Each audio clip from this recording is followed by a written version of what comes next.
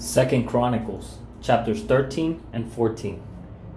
In the 18th year of Israel's king Jeroboam, Abijah became king over Judah, and he reigned 3 years in Jerusalem. His mother's name was Micaiah, daughter of Uriel.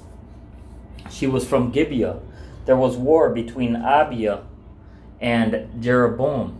Abijah set his army of warriors in order with 400,000 fit young men. Jeroboam arranged his mighty army of 800,000 fit young men in battle formation against him.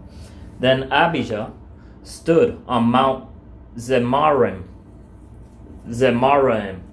which is in the hill country of Ephraim, and said, Jeroboam and all Israel, hear me.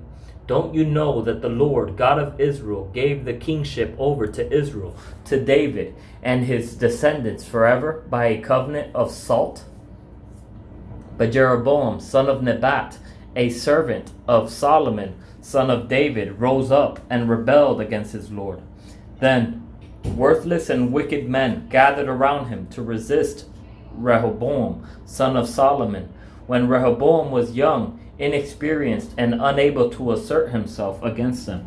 And now you are saying, you can assert yourselves against the Lord's kingdom, which is in the hand of one of David's sons. You are a vast number, and have with you the golden calves that Jeroboam made for you as gods. Didn't you banish the priests of the Lord, the descendants of Aaron and the Levites, and make your own priests like the peoples of other lands do? Whoever comes to ordain himself with a young bull and 7 rams may become a priest of what are not gods. But as for us, the Lord is our God. We have not abandoned him. The priests ministering to the Lord are descendants of Aaron, and the Levites serve at their tasks. They offer a burnt offering and fragrant incense to the Lord every morning and every evening, and they set the rows of the bread of the presence on the ceremonially clean table. They light the lamps of the gold lampstand every evening. We are carrying out the requirements of the Lord our God, while you have abandoned him.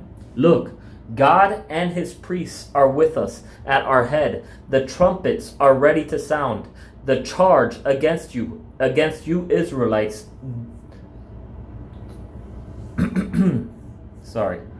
Look, God and his priests are with us at our head. The trumpets are ready to sound. The charge against you Israelites. Don't fight against the Lord God of your ancestors, for you will not succeed. Now Jeroboam has sent an ambush around to advance from behind them. So they were in front of Judah, and the ambush was behind them. Judah turned and discovered that the battle was in front of them and behind them. So they cried out to the Lord. Then the priests blew the trumpets, and the men of Judah raised the battle cry. When the men of Judah raised the battle cry, God routed Jeroboam and all Israel before Abijah and Judah.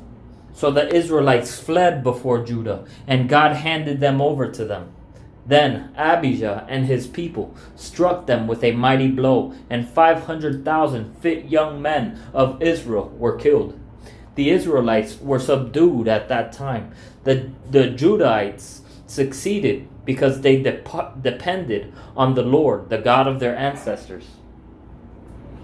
Abijah pursued Jeroboam and captured some cities from him, Bethel, Jeshanah, and Ephron, along with their surrounding villages. Jeroboam no longer retained his power during Abijah's reign.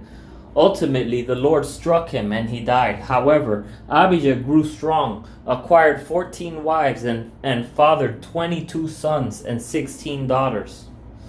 The rest of the events of Abijah's reign, along with his ways and his sayings, are written in the writing of the prophet Iddu. Abijah rested with his ancestors and was buried in the city of David. His son Asa became king in his place. During his reign, the land experienced peace for 10 years. Asa did what was good and right in the sight of the Lord his God. He removed the pagan altars in the high places. He shattered their sacred pillars and chopped down their Asherah poles. He told the people of Judah to seek the Lord, God of their ancestors, and to carry out the instruction and the commands. He also removed the high places and the shrines from all the cities of Judah, and the kingdom experienced peace under him. Because the land experienced peace, Asa built fortified cities in Judah. No one made war with him in those days, because the Lord gave him rest. So he said to the people of Judah, "Let's build these cities and surround them with walls and towers, with doors and bars. The land is still ours, because we sought the Lord our God. We sought him, and he gave us rest on every side." So they built and succeeded. Asa had an army of 300,000 from Judah, bearing large shields and spears, and 280,000 from Benjamin, bearing regular shields and drawing the bow. All these were valiant warriors.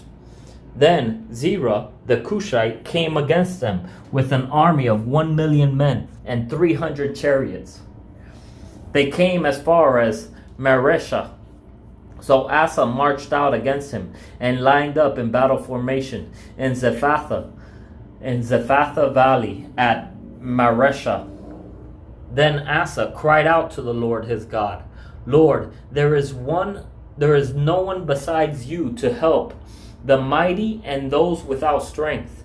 Help us, Lord our God, for we depend on you, and in your name we have come against this large army." We need to learn to stop being so divided and to be completely dependent on the Lord. Lord, you are our God. Do not let a mere mortal hinder you. So the Lord routed the Cushites before Asa and before Judah, and the Cushites fled. Then Asa and the people who were with him pursued them as far as Gerar. The Cushites fell until they had no survivors, for they were crushed before the Lord and his army. So the people of Judah carried off a great supply of loot. Then they attacked all the cities around Gerar, because the terror of the Lord was on them. They also plundered all the cities, since there was a great deal of plunder in them. They also attacked the tents of the herdsmen and captured many sheep and camels. Then they returned to Jerusalem.